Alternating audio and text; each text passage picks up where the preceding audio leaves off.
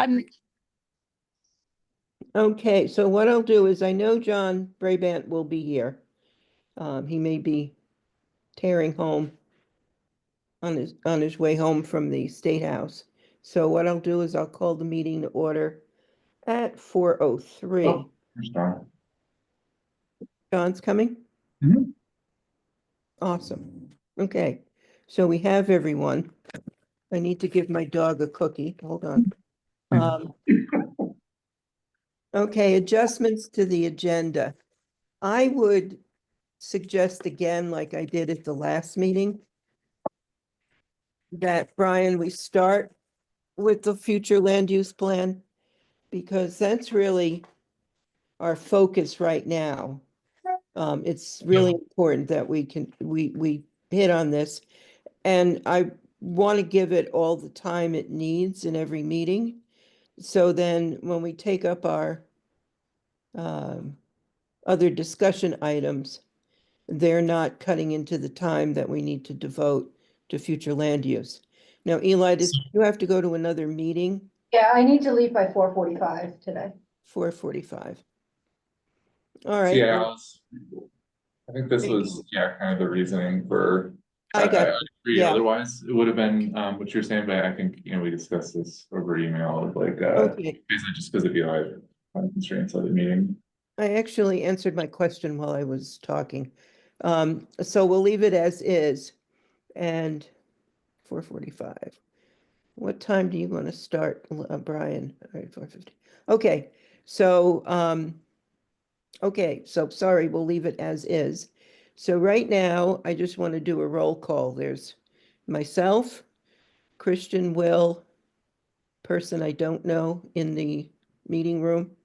Yeah, we have a member of the public here. Would you like to identify yourself, Stephen? Steve Whitaker, Montpelier. Hi, okay, welcome. James Crafts. James, you're from Warren, correct? Pretty sure.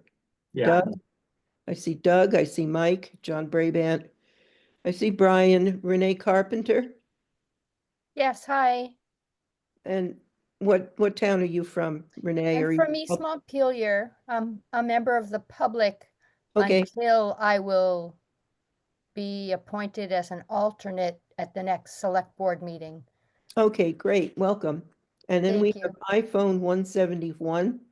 Hi, that's Selena Barton. I'm also a member of the public from East Montpelier and a member of the Planning Commission. And I'm so that Renee doesn't have to repeat herself and others, I thought I would listen in if that's okay. Perfect, thank you.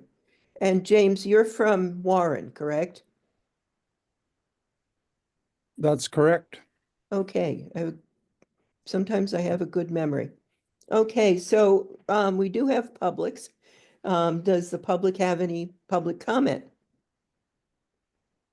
I have a brief comment. I was here for the last commission meeting last week. And they were discussing the major projects review rules and what the other said. Oh, the process.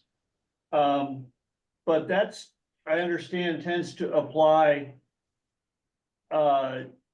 only when a project is being reviewed under Act 250 is what triggers the jurisdiction of the regional major projects committee. And we're in an environment right now where there's huge buffer zones, which are attempting to circumvent Act 250 review, even a project like Country Club Road with major traffic impacts. And I'm concerned that there needs to be an adjustment to the trigger for compatibility with the regional plan and major project trigger for such a thing. And I don't know whether this committee, sounds like you're pressed for time to discuss it today, but it could be on a future agenda. Yeah, I'd also say that probably the best place to take your question here first is to our project review committee, because that's where we deal with certain Act 250 projects. And we could answer your question. There are people that go to that committee that I think can help answer your question better there. And we would also say that, yes, the regional committee here is aware of this. And we were discussing where that fits into our future land use map conversation. John, did you want to say something? Yeah, thanks, Alice. To Steve's question, and I serve on the project review committee and have off and on for a number of decades, actually. He's correct that historically our triggers have been either, well, for what is considered a larger project that might connote a project which could create a substantial regional impact or regional implications. We've looked to Act 250 applications in the last couple decades. Also applications at the Public Utility Commission. Although that's just been kind of a default approach. And I would just like to agree with Steve and his concern where we just continue just to simply follow that approach and not look at projects based on scale and projects based on potential impact because they weren't they didn't fit under the jurisdiction of Act 250 or the Public Utility Commission, that I think we might as well just close down a project review committee because most of those occur near urban areas, and those urban areas and their growth areas are going to be, going forward exempted from 250. So we're gonna have to take that under consideration and give that serious thought. Thank you, Steve. And we may, to the extent that our plan implicates that committee and its responsibilities, we may wish to also, going forward, get some clarity added to our plan in terms of what we should be evaluating in terms of project size and impacts. Right. The- So, I had one more issue, is that we have a somewhat flawed planning process in Montpelier with this Country Club Road project. It's not in our city plan, which is headed to the city council and then to the region for review. And the currently adopted or readopted or extended regional plan has the Country Club Road property in a rural zone. And for us to be trying to get growth center designation this year and a TIF next year, when we don't have adequate transportation capacity or even a master plan, raises the issue of how this committee could facilitate or help, and or is there a conflict of interest having our planner sit on this committee or vote on this committee, where attempts are being made to circumvent statute, and anyway, I'll leave it at that and just raise the issue that we need clarity from this regional plan future land use map, which might not be adopted till next March, I'm beginning to understand, and how that might affect Montpelier's aspirations to get a growth center application in this September.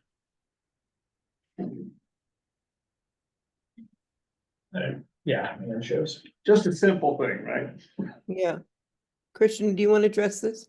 Yeah, well, I just have the one comment, which is to state that while this doesn't stand, we have a conflict of interest policy that everyone has reviewed and signed at some point in their tenure on our commission, but also that this is an advisory committee and that it's not making any decisions for the commission.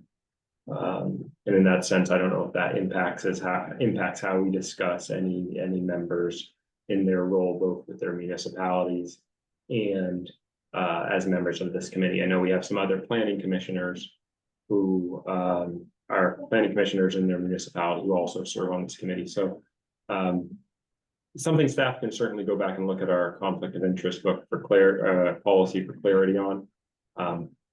But I think it's overlaps with a number of staff members as well, and it's something we've dealt with in the past. John? Yeah, to Steve's conflict of interest assertion or concern, the expectation is that representatives on the Regional Planning Commission, which include obviously people on the subcommittee, will in fact come to the board and these subcommittees representing their committee. My dog's gagging. Will come to their committees in the commission with the perspective, with the opinion, with the position of the community that they represent. We are representative government. It's, to my mind, no different than a select board member voting on a road budget that will result in improvements to the very road that the select board member and their family live on. I've had that actually argued, believe it or not, to our select board in the past. And, you cannot be on a select board unless you live in that town. And by virtue of living in that town, you live on a town road. So that would negate any select board member from participating in any budget discussion on any road ever. So we could never do that. It's a similar application here.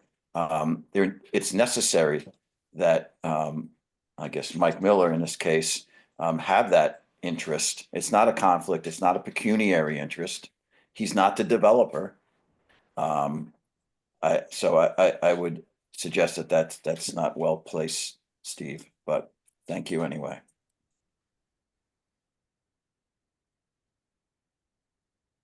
That's all I had. Thanks. Thank you. Any other public comments? Okay, so we can move on to the approval of the minutes.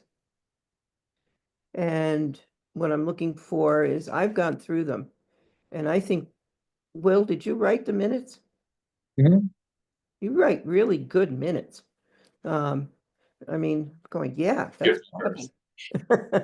So I'm looking for approval of the minutes, and Doug has made the motion, and I need a second.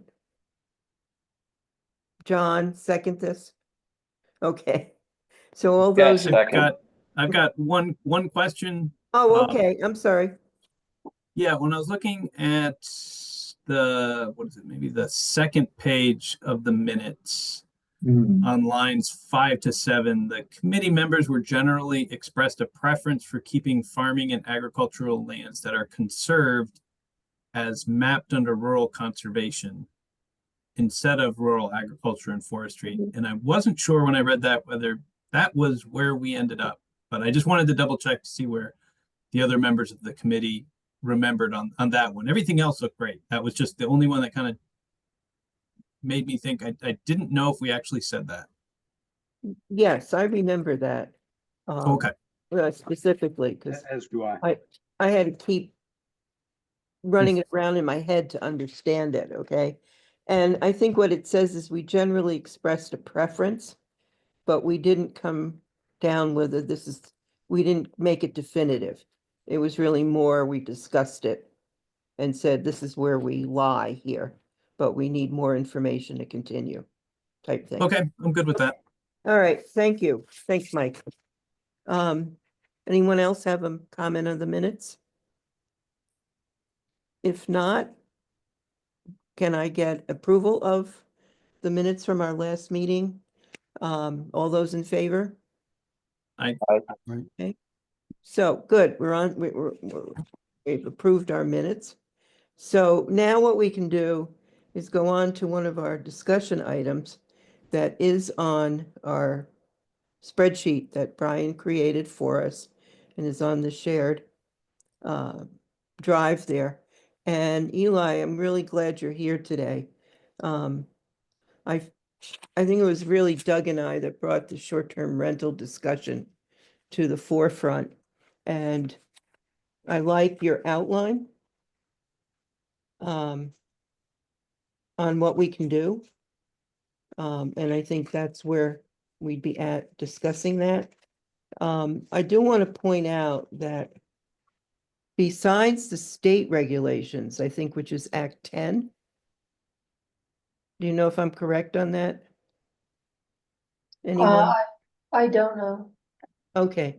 Where your state regulations come from, there's also Department of Environmental Conservation has a set of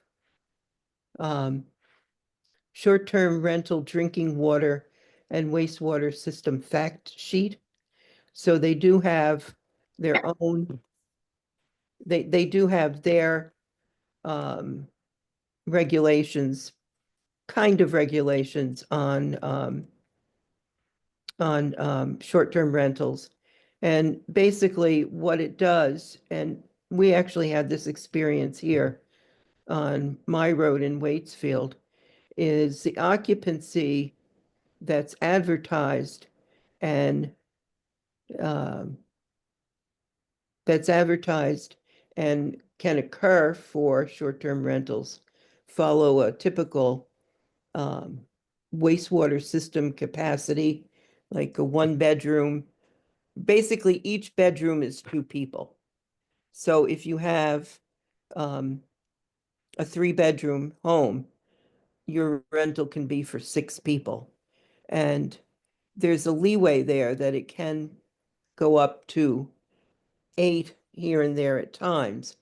And what some communities are doing, and they did this in Warren to beef up that rental number, is when they wrote their draft of their new short-term rental ordinance, they made it clearer that 1 bedroom is 2 people, 2 bedrooms is 4 people.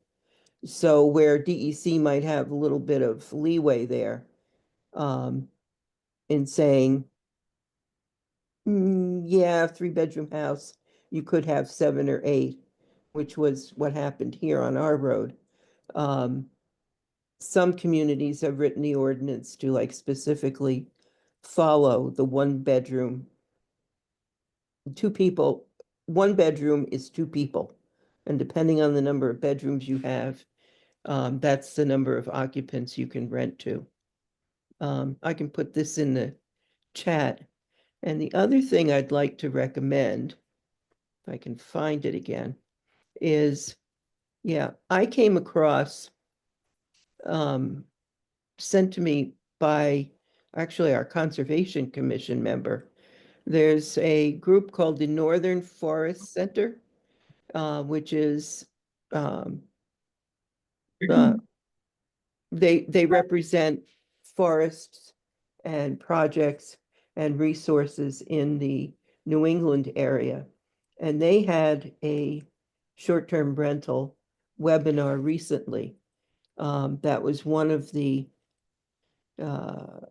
best webinars I've gone to, because it looked at different communities where you would look at Lake Placid in New York, or a very, very small town in the middle of Maine. They looked at Burke here in Vermont, Groton, I believe, in New Hampshire. And the interesting thing was the different size of the communities. They all had similar issues in that they were not just communities, they were also resort areas where people came for recreation, etc., and all going through the same issues that these different community and recreation areas had. And they all had needs to start regulating short-term rentals. And they all had different focuses on what they found and what they decided to regulate in their ordinances. And I'll put that link to that. There is a recording of it, and I'll put that up online too. So just with that, Doug, you have some stuff to say? Well, just a few specific responses to what I thought was a very good package and well presented. Mhm. The strategy 3.7 that talks about providing assistance to develop rental registries.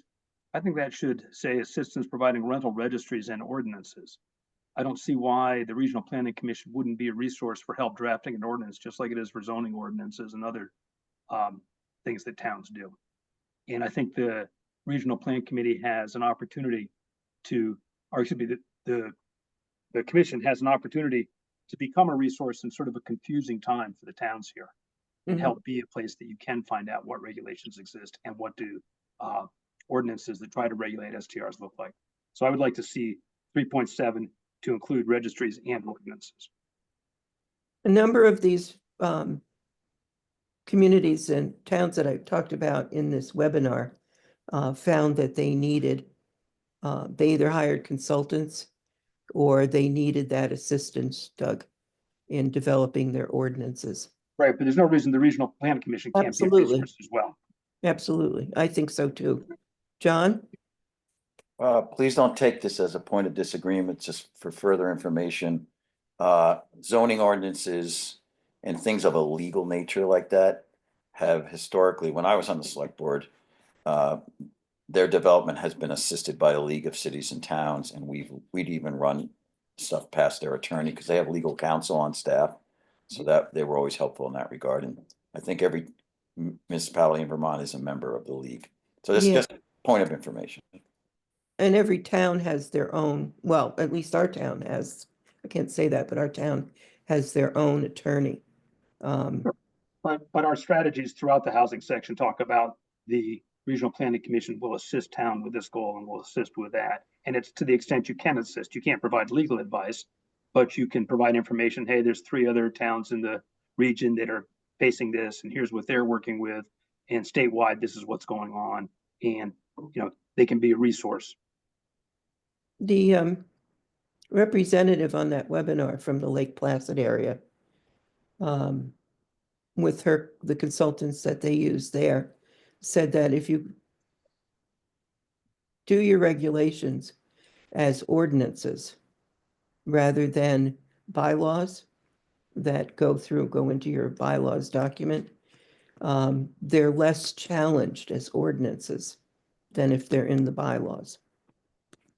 Now, she just said that, I'm just bringing that up. But the first thing when I talked to our planning and zoning administrator about was that specific thing, running it past the town attorney. Sure. Yeah, and makes sense. Right, but the regional plan can do a good job of presenting what the issues are as we propose to do. Mm-hmm. And can list what towns have ordinances related to short-term rentals, which Waterbury has one, so maybe there are others in our region that do. I'm not sure that there are. And again, I think the Regional Planning Commission should hold itself out as a resource to the extent that it is able to help, just like with any other problem. For ordinance, there's not a reason to shy away from it. Yeah, I mean, it's up to the town to set the final. Sure, the town has to ask for help if they want it. Right, and it's also very interesting is the towns all really decide on what the registry fee will be. And some are quite stiff and some are not, Eli, do you have anything to say? I 'Cause think I got you it would be- involved in this, yeah. Yeah, it would be helpful to know what we're putting in to change, or make additions to our strategies in the regional plan update. And then I think we need to beef up in the housing chapter, the short-term rentals. There's a brief description of what a short-term rental is, but I think putting more in there about not a specific policy, regional policy, but more about what can be done. So talk about taxation, the ordinances and registries are probably what I would focus on in those. So if anybody has any feedback on those, and what they want that to look like, otherwise I'll just draft some language to add into the chapter. Okay, and I think myself, when I got into my first discussion on this with a select board member and with a select board member, or actually a person who used to be a planning commission in Warren, who drafted their ordinances. We talked about the issue of a regional ordinance does not work because towns each have their own reasons and have met their own stress points with STRs that are bringing them to the table here. So I think it's important that maybe we could put in there that the first step is for the towns to have a discussion to identify what issues it is they want to address. Like I why, like why? What are the problems you want to address here? Isn't that more appropriate for a municipal plan? And if you're talking about what individual towns want, it should be addressed in their municipal plan. Well, I can think about that. In 23 different positions on short-term rentals. Doesn't seem like it'll make for good reading and it isn't really all that informative. I think the strategies for addressing issues that arise from short-term rentals certainly makes a lot of sense for inclusion, but beyond that, I'm not sure I see the benefit of adding that level of detail about individual towns. Well, we wouldn't add details. We would just say that that's, part of the process. I mean, I wouldn't go into every town and every ordinance and every detail. I would like, and I'm still scratching my head about getting the information about how short-term rentals have affected housing availability and affordable housing availability. And Eli, I think in our housing chapter already, we're talking about when you do development, okay? And this is already a topic of conversation here in Waitsfield, is say you put in 30 new duplexes or 16 or something like that.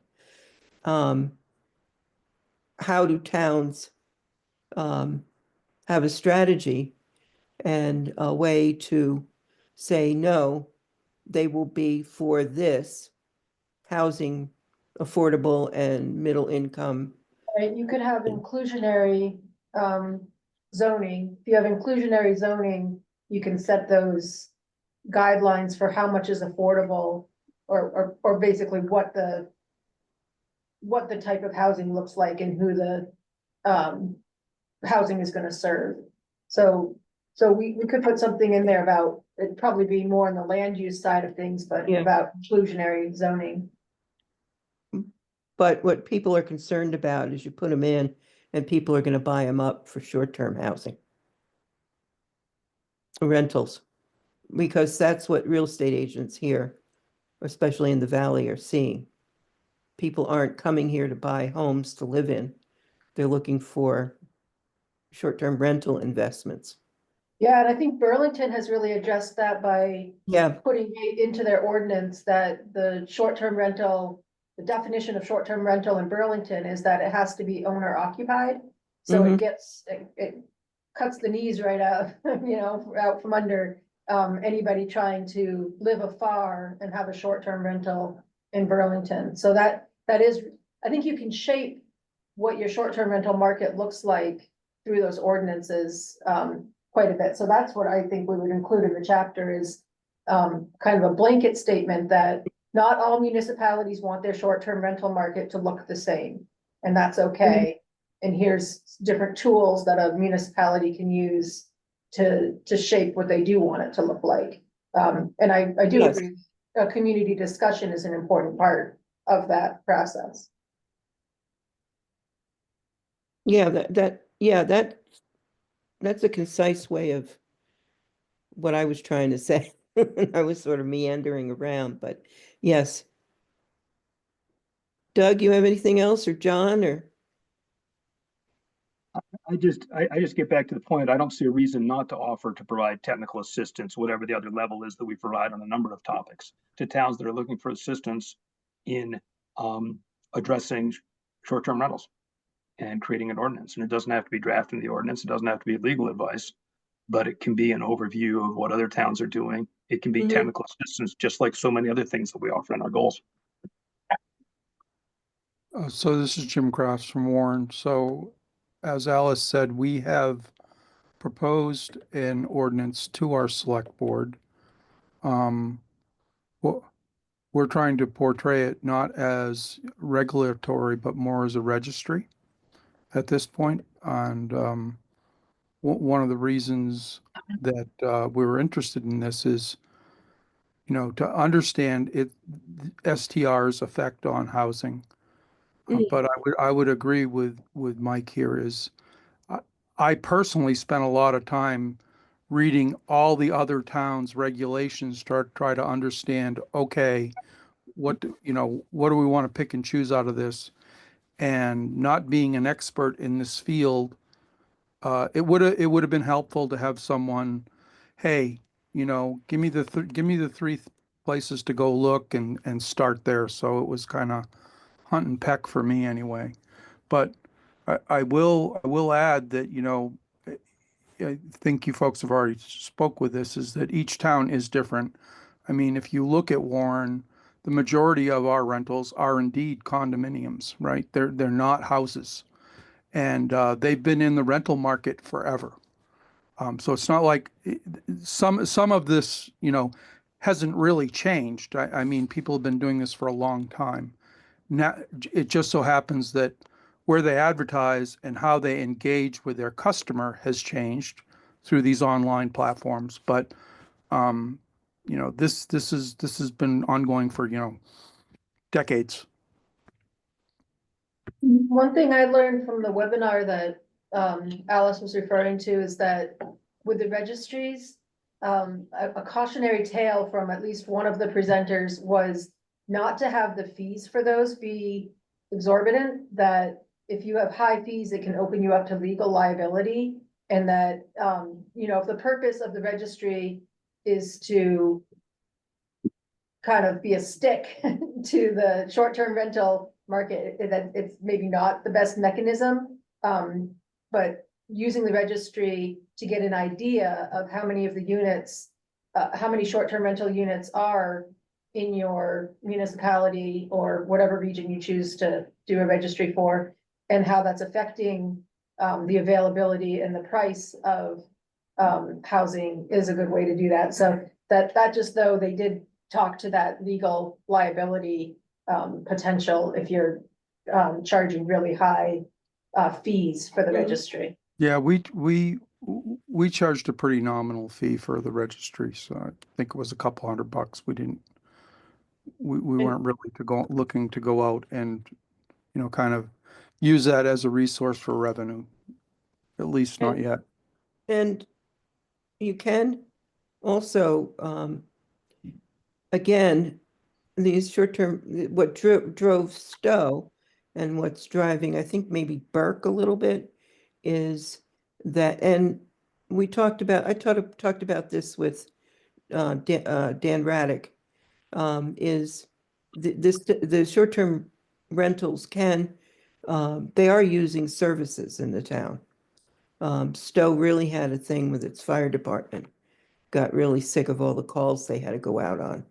So, a couple of things. If you want to buy a registry, buy the software, your registry fees can help you pay for it.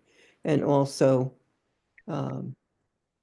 you can then bring in some funds that pay towards the services that the STRs use. Doug? Yeah, Waterbury's registry goes after all rentals, long-term and short-term, in order to establish more information about what is housing. So is it owner-occupied? Is it long-term? Is it short-term? So the short-term rental information is brought into the registry, but it's only part of the process. Okay. I think that's a really good idea. Kudos to Waterbury. Yeah, I Yeah. think it makes it more palatable, perhaps. Yeah. And you get it, yeah, and then you can get it, yeah. Yeah, kudos to Waterbury, wow. And that's a big process, I would think. Yeah, okay. Well, we're getting on towards 20 of, and Eli has to leave at 4:45. So we can continue with this in the next item on the list about the infrastructure. We can continue that at the next meeting. But Eli, can you just give us a quick rundown on the regional housing consortium you were talking about in the Board of Commissioners meeting that may be forming? Sure, so we're forming with Central Vermont Economic Development Corporation, what we're calling Central Vermont Housing Development Roundtable. So it'll be a roundtable and then workshops. Our first one is on May 21st, which will be a kickoff meeting at the Old Labor Hall in Barry. And then the subsequent ones will be around topics. We have quite a long list of topics already formed, but hopefully the topics for subsequent meetings will come out of the workshopping of that first meeting. And it's to really discuss, there's meetings that are for direct services and to address the homelessness crisis already happening regionally, but there's not really a regular meeting to talk about housing development. So the Economic Development Corporation and us as the RPC put our heads together to try to get it'll be a quarterly meeting. Okay. And who are the organizers? The- We are with Central Vermont Economic Development Corporation. Okay.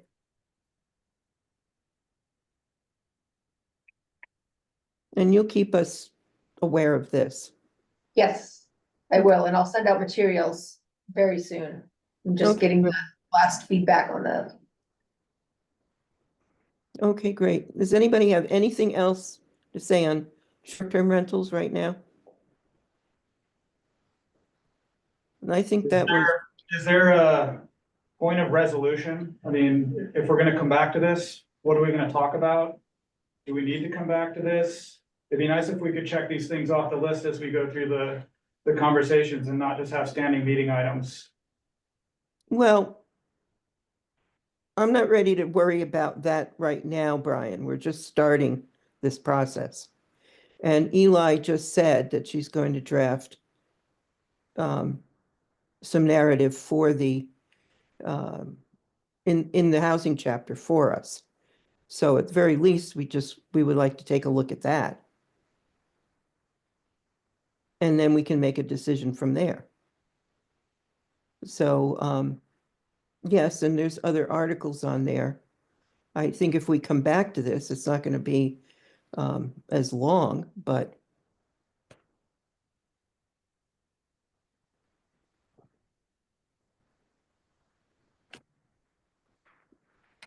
I mean, our next focus is on the land use chapter, which is where we're at with you, so.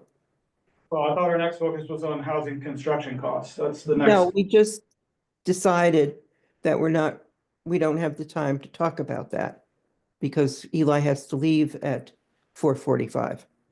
And I think Eli would be part of that conversation. So, and we want to get you on so that we can focus on the land use chapter, which is extremely important right now. So committee members feel good about that process? Yeah. Okay. So Eli, thank you Yeah, absolutely. very And much. I do have notes I can share out for if the construction conversation gets pushed to next time. I've got some notes we could send out beforehand. So, Great. I'm sorry I have to leave today. Yeah, no, that's no problem.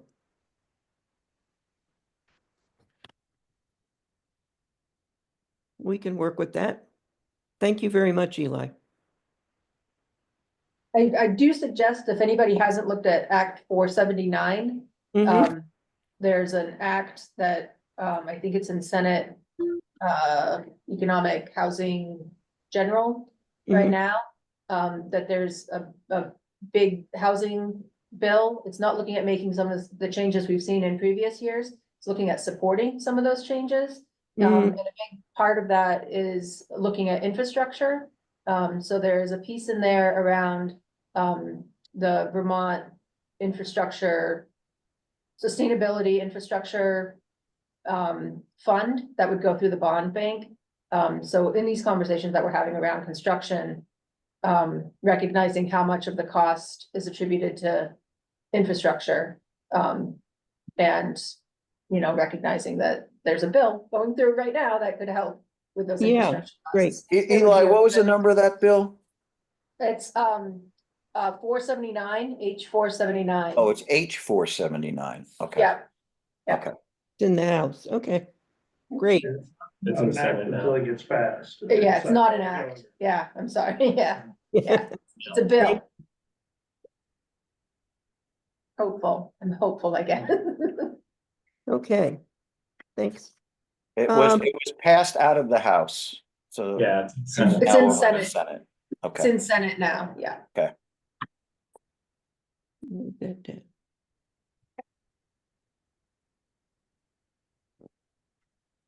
Okay, so our next agenda item. I lost my place. Sorry about that. Our next agenda item will be future land use map updates. Brian, you're on. Great, thanks, Alice. Hopefully at this point, you've all had a chance to take a look at both the methodology document that we shared before the last meeting and then the slides that I presented at the Board of Commissioners meeting last week. I thought I'd start by asking if anyone has any questions about that. Yeah, I did. Let me find them. I actually wrote them down, Brian, so I would remember. Yeah, my first question is. I can't find it. I was wondering again if you could just remind me why you've decided to work from the rural regions out to in, you're going out to in towards the village centers? I mean, the short version, Alice, is because if we are gonna take any meaningful steps towards conservation, environmental protection, it makes sense to me to set those aside before we start picking all the places that are gonna be developed. I would just add to that, Alice, that when I look at this, I know Brian hasn't said this explicitly, but I feel like it's, yeah, working from the out to in, but it's also working from the in to out. And they'll kind of converge in the middle, and that'll be what's currently the gray space. Yeah, and I mean, that's absolutely right, Christian. That's the approach, and as I'll talk about in a few minutes. I've been working on the downtown center and village center zones since our last meeting, and you know, really what I see is, as Christian mentioned, like sort of creeping in from the outer regions, outer portions of our region, creeping out in terms of the more dense development from some of these more centralized locations, and then really relying on the regional plan committee as well as the full board at that point for input on sort of what happens to the places that remain. And, you know, do we push those more out to the rural and conservation? Do we need more space to actually be able to hit housing targets, either regionally or in isolated locations within the region? And, you know, at that point, we'll have more information to make decisions about how far out we want to push the higher density style development that we're anticipating in the future. Okay. And is development the reason why we're looking at this? There's a conservation area, and then we talked about that other area, the agriculture conservation area. So there's those three rural classes, the rural conservation, rural ag and forest, and rural general. And I listed them in order of most conservation to least conservation there, so that rural ag forest is kind of the class that spans the more development focused to the more conservation focused. And the idea is to have more areas for development. Doesn't the governor want that? To have more land Well, that we can be still have local developed? land use control, Alice, so the governor can want all he wants, just like I can. It's still gonna be up to the municipalities in large part. But, that rural general is gonna be a little bit more the catch-all. In my estimation, and that the ag forest is really gonna be a set aside for maintaining and preserving the working landscape. I mean, it's not that rural general completely goes away from that. I'm trying to think of, I mean, like, it's gonna be like your East Warren Road, in the Mad River Valley, right? Where there's some current use land, but there's a lot of scattered single-family residential on 5 to 10 acre minimum lots. Okay. All right, I get it. I see Doug? Doug's- Yeah, quick question. Property that is in the current use program, is that categorized in the conserved rural? I'm sorry, in the conserve what? In the conserved portion as opposed to ag forest? So it's, it'll start out in the ag forest, but I don't know that every parcel of current use land will remain in the ag forest. And that really requires more of a landscape level evaluation of things like interior forest blocks and habitat connectivity. And my inclination is for those areas that are highly valuable as interior forest blocks or connectors for our traveling species, that we push those to the rural conservation. And for the land that's less valuable from that perspective, but still quite valuable from an ag and forestry perspective, that would, those current use lands would remain in that rural ag forestry category. That makes sense. Thank you. Yep.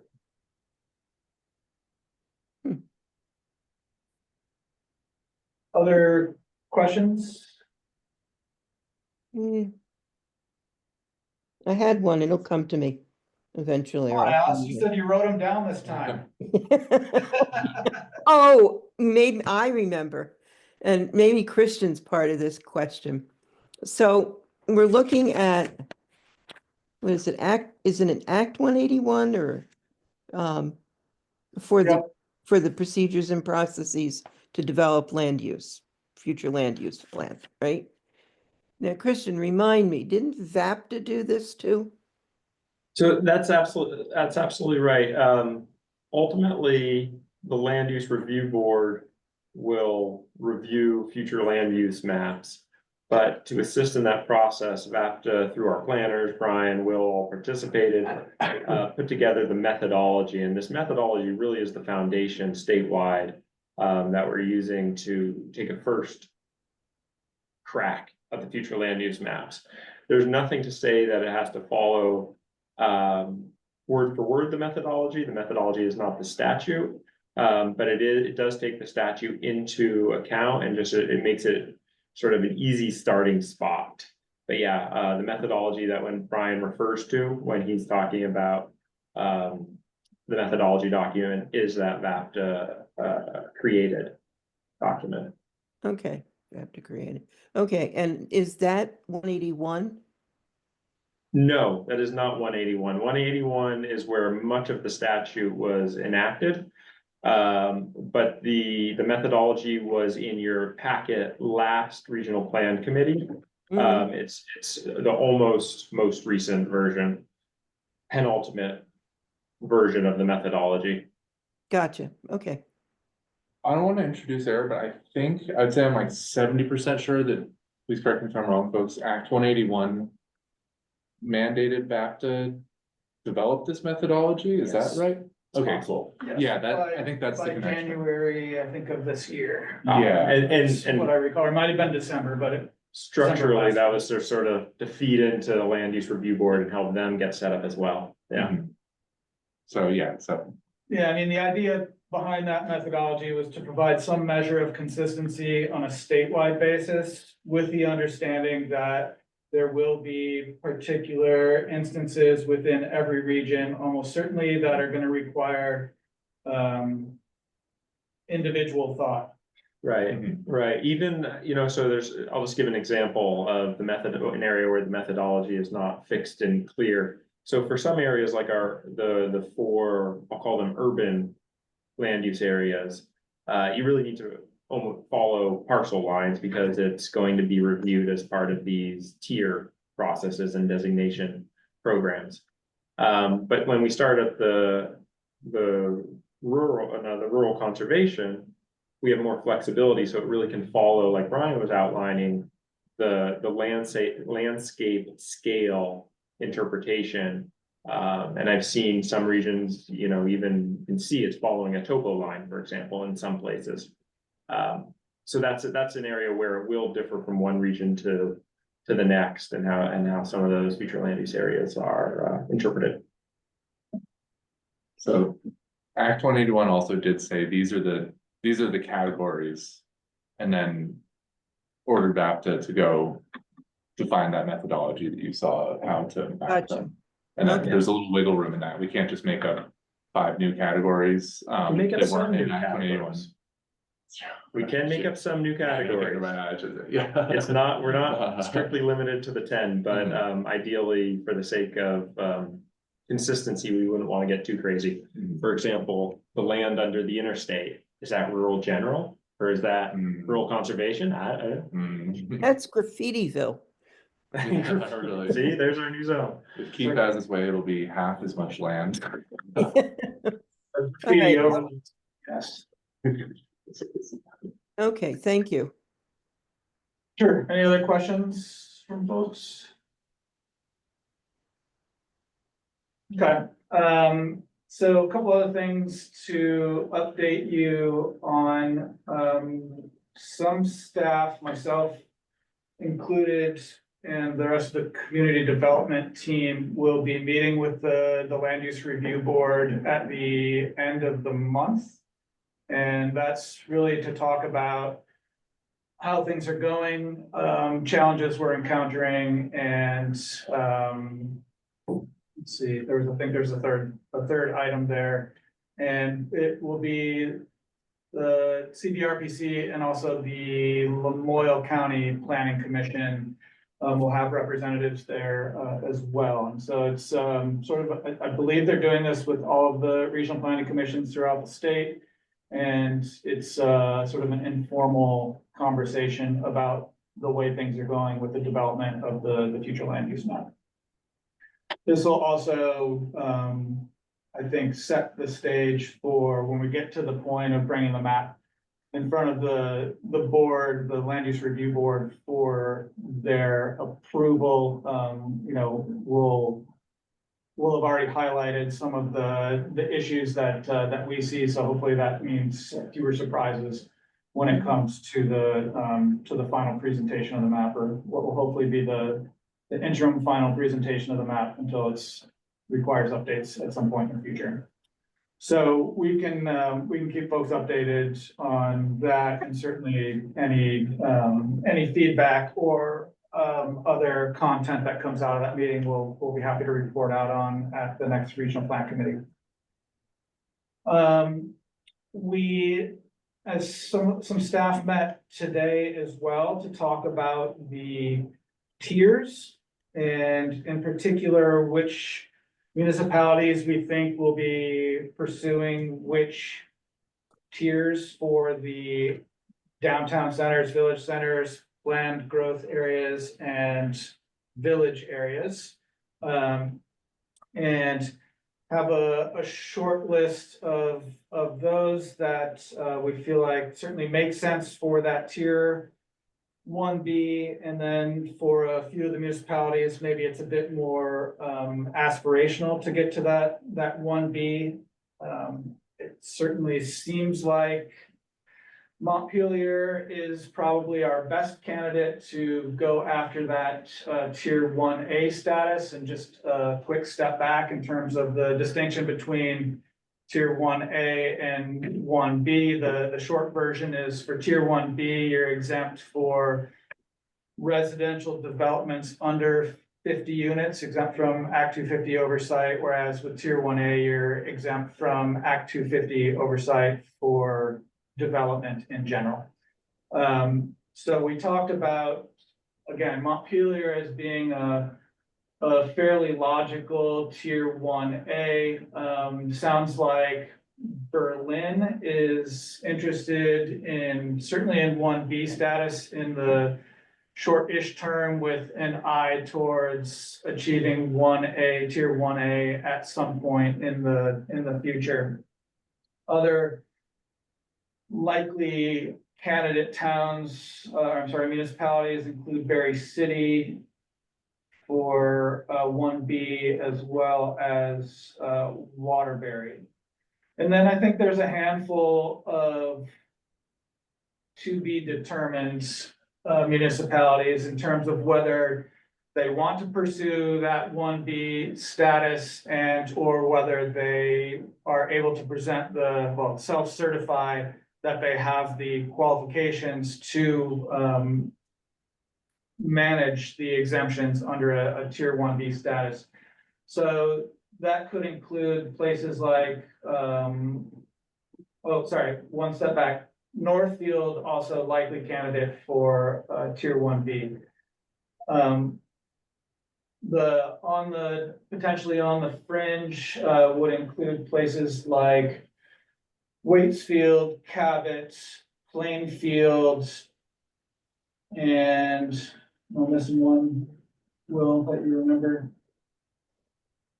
I think those were the other sort of logical candidates, maybe Berrytown. Berrytown, yeah, Berrytown for a portion of the town as well.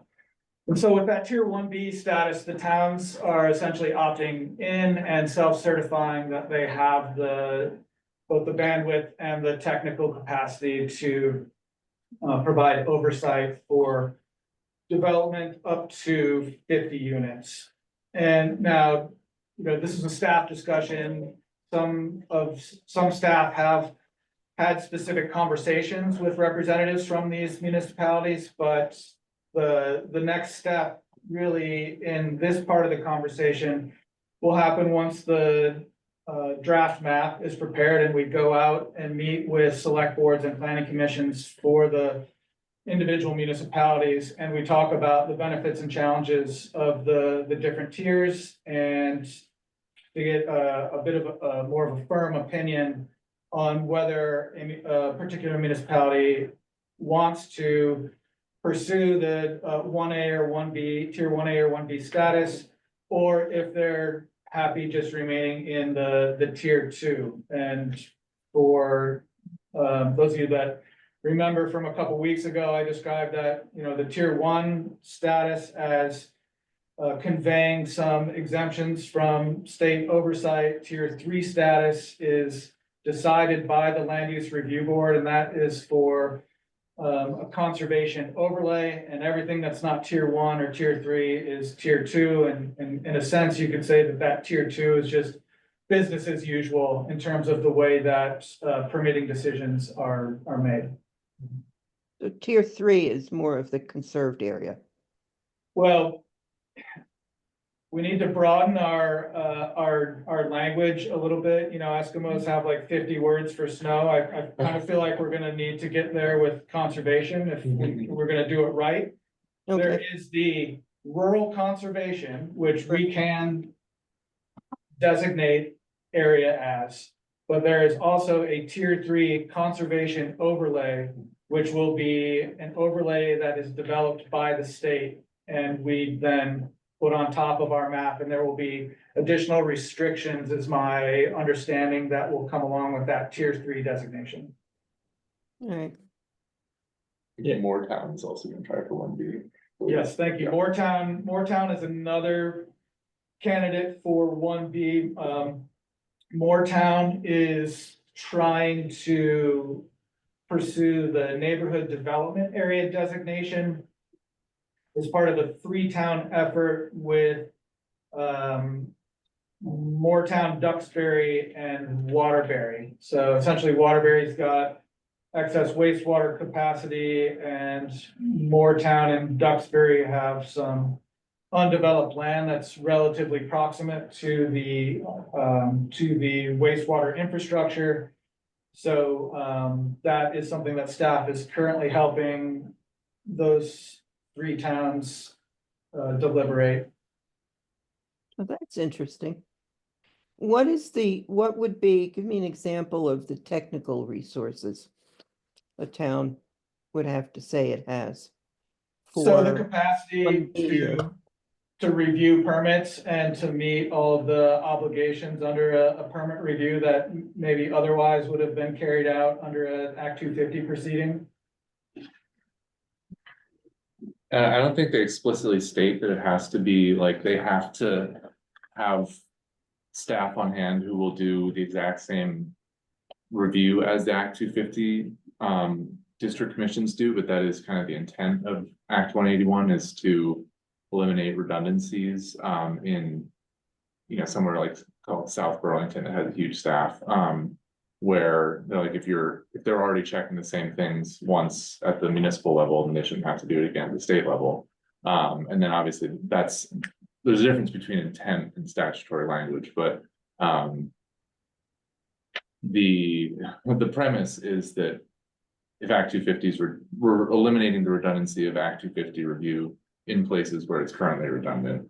So when you think about it like that.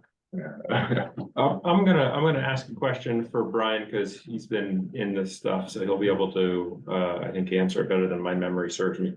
But wouldn't a lot of the criteria, if not all the criteria, or maybe the question is, what portion of the criteria that defines a tier 1B, I won't worry about tier 1A at this point, but a tier 1B, wouldn't that come from the future land use area? The permit review criteria? To become a tier 1B, you'd have to be in one of the future land use areas, either a village area, Oh, yes, I mean, a for center, the or municipality, growth I area. mean, for it to mean anything for them to opt in, their municipality would need to include one of the big four, Yeah.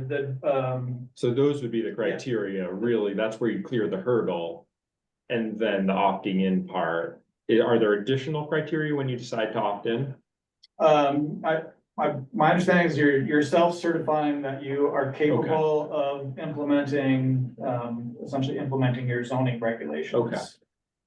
How much the land use review board is gonna dig into, permit process at the municipal level, I'm not sure. My suspicion is not that much, because they're asking for a self-certification. I think tier 1A is gonna be well, I know tier 1A will be a very different thing. Tier 1A will have a formal application process, and I believe a hearing with the land use review board. Much But higher standard, yeah. yeah, so when we present our map to the land use review board, we will at that time have a list of municipalities that have opted in or expressed a desire to opt into that tier 1B status, and they will review it at that time. Time frame for that? Oh, 26, yeah, pretty good. Question was, is there a time frame on that from Stephen Whitaker in the room? And we just said 2026. We don't know exactly when. If we get the map done sooner and the regional plan done sooner. And future land use Yeah. finishes their rules around tier 1A sooner. Yeah, They're I still don't- working on that? well, I don't know if they've started working on it. I know it's on their list of things to do, but it's certainly Okay. something that I plan to ask about at the meeting at the end of the month, just to get a clearer picture, because based on, the reading that I've done, it just says this is something they will do, and I haven't seen any other language to indicate that they've been doing. You know, they're ramping up, so they've got a lot of immediate tasks. I believe there's a deadline on that. It might be January 26th for that application process. It might have even been in those slides that I shared. Let me just look at that really quick. Yeah, so basically the application would be made by the town to the land. use Yes, board. tier 1A guidelines will be put out by the land use review board by January 1st of 2026. Okay, Because we know what they're doing over holiday break this year. So at that point, it would make sense then that, well, I don't know if that means then it's open to public comment, or if the public comment period has already been completed and the guidelines are being published on January 1st, but regardless, seems to me that that would open the door for municipalities to apply for tier 1A status sometime after the start of next calendar year. You refer to it as a rule. Do they have to go through rule? I don't think it's a rule. I think it's just guidelines, and I think it's an application process that that they'll be publishing. So I'm not actually sure if that means that there's a separate review process or a special review process. I don't know, because it's both guidelines and an application, or it might be guidelines for the application. I'm not totally sure. and can they apply for 1B now, or is that coming? So the 1B part is not an application per se. It's a municipality expressing interest in 1B status and demonstrating that they have the capacity to actually implement their zoning regulations to satisfy that 1B designation. And so that, I believe, maybe you know this better than me. I think there's even model language for a resolution that a select board would pass to indicate, I'm pretty sure I saw that somewhere. Maybe in the methodology, or maybe in a different BAPTA document, but you know, essentially it needs to come from the legislative body of the municipality, so that's the select board or the city council. And they have to express an interest and self-certify that the municipality is capable of doing so. And at that point, when we submit the map, we indicate which municipalities have expressed a desire for that 1B status for their, again, village areas, village centers, downtown areas, and downtown centers and planned growth areas. So those are the four future land use categories that could either be 1A, 1B, or 2. And those guidelines those templates you just referenced will be part of the methodology. BAPTA will develop them. So it's in the under development section of the current methodology. So, okay. So that's what I saw. So, does the regional future land use map need to be completed for all of this to start working? Like it's all. Yeah, how 1A, did it- because only tier 1B areas towns can only apply to have tier 1B areas become tier 1A areas, and then tier 1B is just elaborating comes from the future land use map of the regional plan plus the self-certification form. So yeah,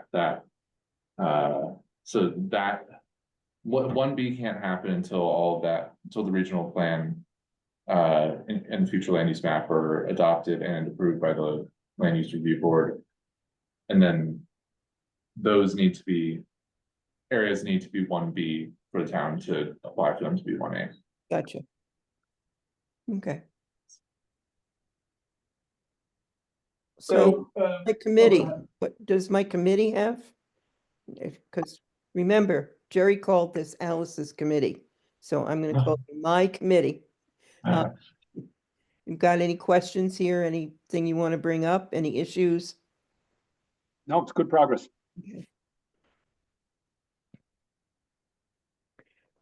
So is this gonna, do you foresee that this is gonna put any extra burden on the towns? Only if they want it. Yeah, but what would they need to do? I mean, I'm just thinking. I think they're gonna have to do more than look at a permit and say yes. They're gonna have Yeah, to. that's what I'm thinking. Yeah, all right. Throughout the permitting process, and that'll be at least in part, in my understanding, what they're self-certifying. Mhm. So if you're a municipality without zoning, you cannot get 1B status. Right. You can still be, you could still be a downtown center, but you wouldn't be, you'd just be at tier 2, which means you're still following your existing permit approval process, and for projects that exceed whatever the threshold is, they're still gonna go through a formal Act 250 review. Yeah, no change, yeah, But- status quo. Yeah, so if as a municipality, you decide not to opt in to tier 1B, then nothing changes.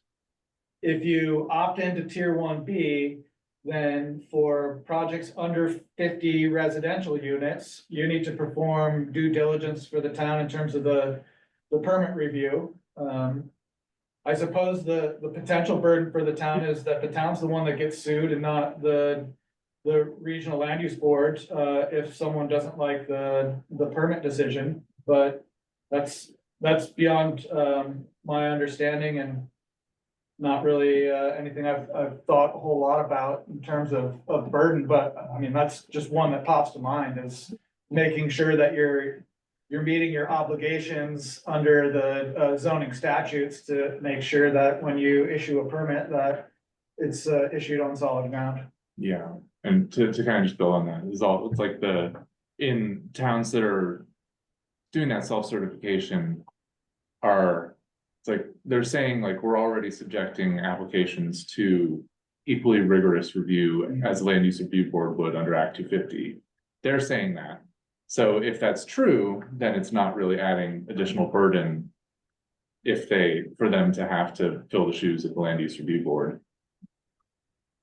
This is not CVRPC's official position. I personally have my doubts sometimes, but so it's like, if they're not really doing the due diligence they say they are or they will, then if they then actually do subject it to equally rigorous review, then that's a lot more due diligence on their part, but potentially, but that's Gotcha. one person's opinion. Doug? Does anyone know what % of Vermont towns don't have zoning ordinances? A ballpark?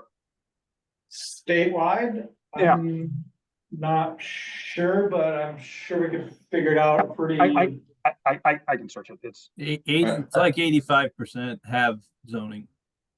thank you. Are we 3 in the region?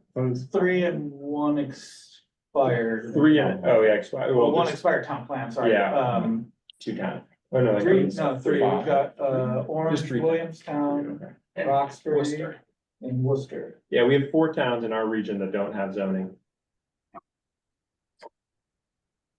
Williamstown just adopted a town plan, right? Was that them? No, that was Washington. Washington. And the town plan doesn't quite get you there for, what they would be looking for in terms of a 1D status. Not that Washington, to my knowledge, has expressed interest in pursuing 1B status for sure. And John? This is like a spilt milk gripe, but a big problem with this law, it doesn't deal with the reality of of a community, and kind of the hurt feelings if somebody were to, or some neighbors were to raise a concern, or the zoning administrator were to try to objectively review a project that is by a neighbor. And many zoning administrators live right in that town. And, hey, Joe, can you not do that? And so we had a project in town where our development review board got nearly skinned alive because they, consistent with our town plan, and our zoning, required certain measures be applied for a subdivision. And I mean, it was unbelievable. It was like a political coup. And so we're now gonna move 50 unit subdivisions down to the municipal level and expect a neutral review, an objective review that be the equivalent of a quasi judicial process at the district commission level.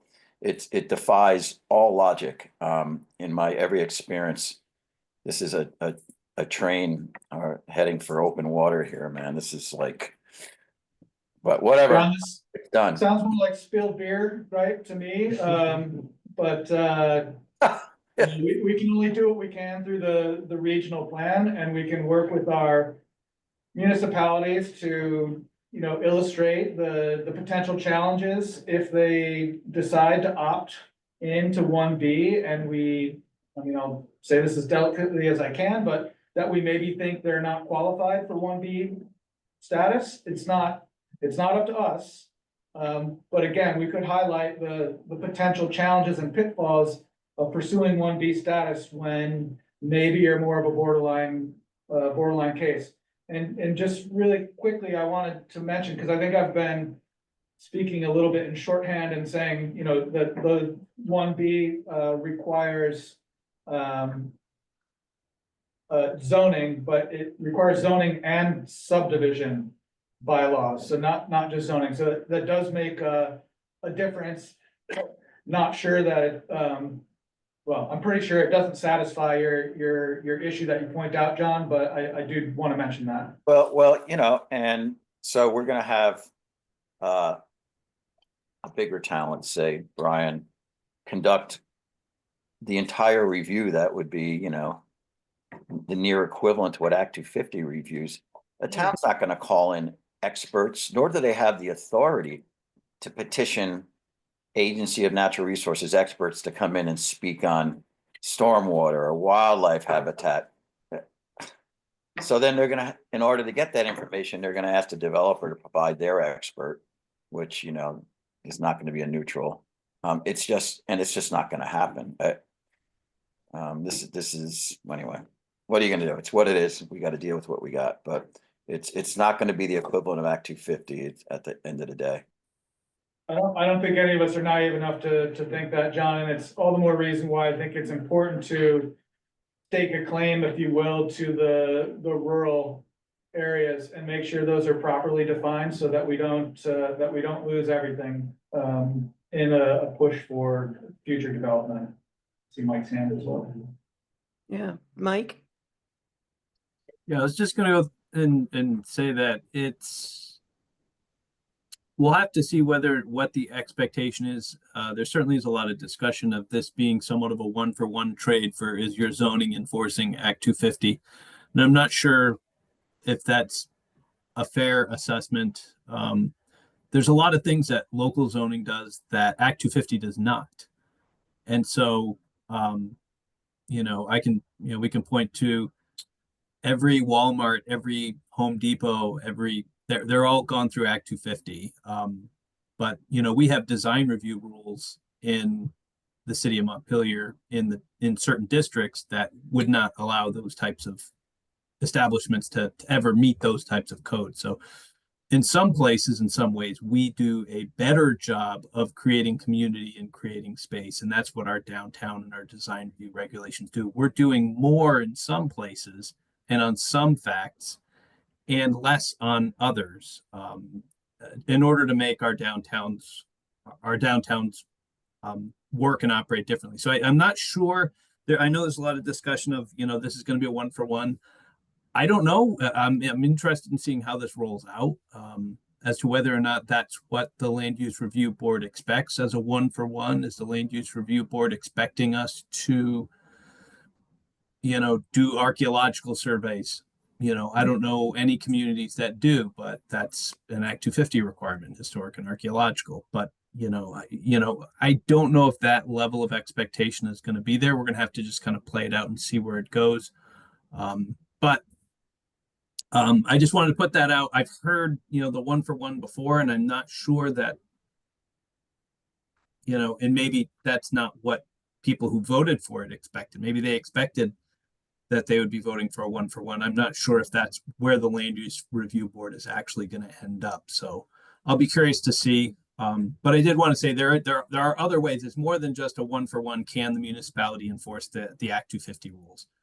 It's actually different. And I think there are some things that we as municipalities have been doing more and better than Act 250.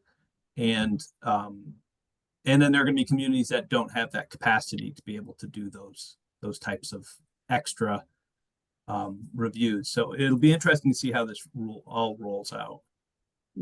Yeah, that's a good point, Mike, and I gotta believe that some of that state level oversight will be passed down via the expectation if you're going after the 1A or 1B status, just as a quick aside on the archaeology piece, wearing my other hat for the Clean Water Service Provider program here, any of the projects that we do in riparian areas that disturb soil require an archaeological review. So I've actually had a project that costs about $85,000 to implement, required a $16,000 archaeological review to make sure that no one ever built a fire next to an agricultural field that is currently protected by a berm. So we're literally taking a berm away, a berm that didn't exist when archaeology was happening, if you will. So I would be surprised if those measures don't work their way in some way. Anyway, we're getting a bit far afield here, so. John? John? Reel us in. Yeah, well, just another reality check. If a large development is proposed and a municipality were to say, we're either going to condition you to the point where you cannot make the profit you are seeking or planning to make, or we're going to reduce the size of it or somehow constrain what the original proposal was, that developer can, litigate that. And I know in my little town, now maybe it's different, bigger towns, that there's not the capacity at the municipal level to defend against a deep-pocketed developer. And so at the end of the day, it winds up being a settlement. And, depending on what attorney you talk to, you either have to settle within the bounds of what's allowed for in zoning, or settlements are this unique, whatever part of law or practice of law where you can vary beyond what is allowed in zoning. And I've seen that done when I worked at the Agency of Natural Resources. They've tried, and I've actually, in my capacity as a regulator, pushed back against efforts by my agency attorneys and the Attorney General to try to cut settlement deals that were wholly inconsistent with statute and rule. I was actually successful in arguing it, but this seems to be a practice by many attorneys. And there was a case, it's a Public Utility Commission case down in Bennington, that the town was sued for simply taking a position at the Public Utility Commission as to what the town plant said and what the intent was of that language. And they got sued, and they were 100% accurate. It was clear on its face what that plan said, but anyone can sue. And after spending $100,000, the town of Bennington settled with the developer, and the settlement was a gag order that the town will not participate at the PUC tribunal any further. That's what the settlement. I mean, this is the kind of stuff that goes on when you have big, powerful developers, like we're seeing, these developers coming in, proposing developments already. And the one guy I think is from like Texas, and the other one's from Atlanta, Georgia. So God help the community that has those guys come to town, because it's not going to be pretty if you don't give them what they want. And I totally foresee, and again, different than at the state level, where they have a bastion of attorneys at the agency level, and then when that comes up short, they still have the assistant attorneys general that can step in and assist the agencies or take over from the agencies. They have the legal capacity, and they're on staff anyway. It's not like the budget goes up because they're litigating anymore. At the municipal level, it's not a pretty picture, and eventually developers do win. Well, no, let's not forget towns can still opt not to be a tier 1B too. And I think some towns, we're gonna look at the regional land use and say, okay, well, we have a choice. Just as for the longest time, Waterbury remained a 10-acre town, 10-acre town, 1-acre town, until only the last 2 years or so, because it just enjoyed having the oversight, preferred to have that oversight of Act 250. They actually chose to be a 1-acre town, Yeah, despite having years, subdivision yeah. reg and zoning. Really? That's right. Cool. I didn't know you could do that. Wow. So Yeah. Okay. Do we have a minute to just talk about the survey? Yeah, that was the next thing I wanted to bring up. Thanks, Alice. We have 102 responses for the survey currently. We're running the survey for another month. Nikki has been out tabling. She's been to at least 3 communities, maybe 4 in the last week or so. So she's been out tabling at primarily at libraries, and has had some really positive feedback there. We printed out a bunch of paper forms because we thought there might be folks that would come to a public meeting that in person that are a little less inclined to engage their computer for surveys. And so far, I think we've only had a handful of folks actually fill out the paper version of the survey, which is great news for whichever staff member is going to be tasked with entering data, but also great news that for the most part, folks are just using the digital version of the survey. Not seeing anything overly surprising at this point. Definitely seems that there's, a push for a lot of the same things that we've already talked about. And, I guess maybe in another couple weeks, as we get a little closer to the end of the survey, it's might be worth looking at the information. Right now, I check it every day, and definitely seeing the Microsoft Forms that we use to publish the survey, it automatically graphs the responses. And right now I'm just seeing things move around too much to draw any real solid conclusions, other than the question about protecting ag and forest land, which seems to be almost universally accepted that is the right thing for us to do in our region. The only other sort of consistent response or set of responses I've seen is around potential industrial development and the desire to not really promote industrial development as a future land use type. Hopefully everyone has had a chance to fill out the survey themselves. If you need or would like to advertise the survey on Front Porch Forum, we did write a short blurb that you could use, that you might need to change the name of the town or some extremely minor details, but we'd be happy to push that language out to you so that you can post it on your local Front Porch Forum. I know that that's happened in Williamstown and Waterbury and Waitsfield. Waitsfield. I posted it, and the other thing to do is to send it. I've got it to the select board, the full planning commission, and I sent it to the conservation commission. And Nikki will be here in Waitsfield on Thursday. Yep, she'll be at the Joslin Library on Thursday. Did you have other questions about the survey, Alice? Did I? No. Or anyone? I had a question, it's just, you limit to 3, you're supposed to like. I read through the whole thing without filling it out yet. But I find a ranked choice, I'm looking for a ranked choice voting, system rather than tell you I don't care about these other 5 or something like that, so I find it challenging to kind of do that, calculus. Because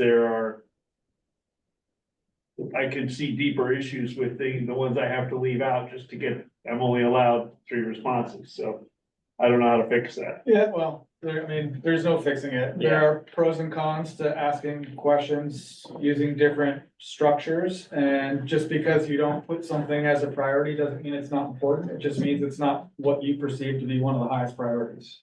And on aggregate, the priorities still rise up. Okay. There were some that I wanted to say all of the above. Yeah, that's how I felt, But that- Except- yeah. yeah. That doesn't help. but I'm not a statistician, Mhm. right? Okay, does Yeah. anybody have anything else? Our next meeting is May 6th, which is a Tuesday, May 6th. And Will and I will have an agenda, Will, I, and Brian, and Will did a great job, I thought, on the packet this time around. I thought it was good. It really helped me ask Brian lots of questions at this meeting. So, does We should- anybody have anything else they want to ask or add, or shall we just wait for more excitement for May 6th? Well, I just promote again that there is the spreadsheet, and if you've got ideas about other meeting topics that you would like to contribute, please do so. And seems like we'll revisit or not revisit, we will visit the construction cost topic for next week next meeting, since that portion of the packet is already ready to go. And if we Yep. wanna spotlight another one of those discussion topics, we're certainly open to suggestion as far as that goes. We will. I've been poking everybody individually, so I don't, on the spreadsheet and issues and things, so we don't violate open meeting. But James, you have a question or something to say? Where is this spreadsheet? There's a link to it. It's in the packet It's in the packet? Okay, thank you. that we'll send. If not, I'll make sure I email it to you. I don't think it's in the packet, actually. Will can share that out. Yeah. We'll be sure to include it in the minutes, Yeah. and the minutes will be out in the next couple of days, so that you'll be able to access it there. We'll make sure to get it, James. Will, can you make it? Are you James or Jim? Whatever comes to mind. Okay. I'll answer to both. Okay, Fred, we got it. Perfect. Thanks. Okay, so with that, I think we can actually adjourn 6 minutes after time today, if somebody says I something. would move that we adjourn the committee meeting for tonight. Okey dokey, and I know we have seconds on that. So I guess we're all in favor of heading off to dinner now? Aye. Aye. Aye. And thank you, everybody. This was a very good meeting, I thought. Night, That's all. everyone. Thank you.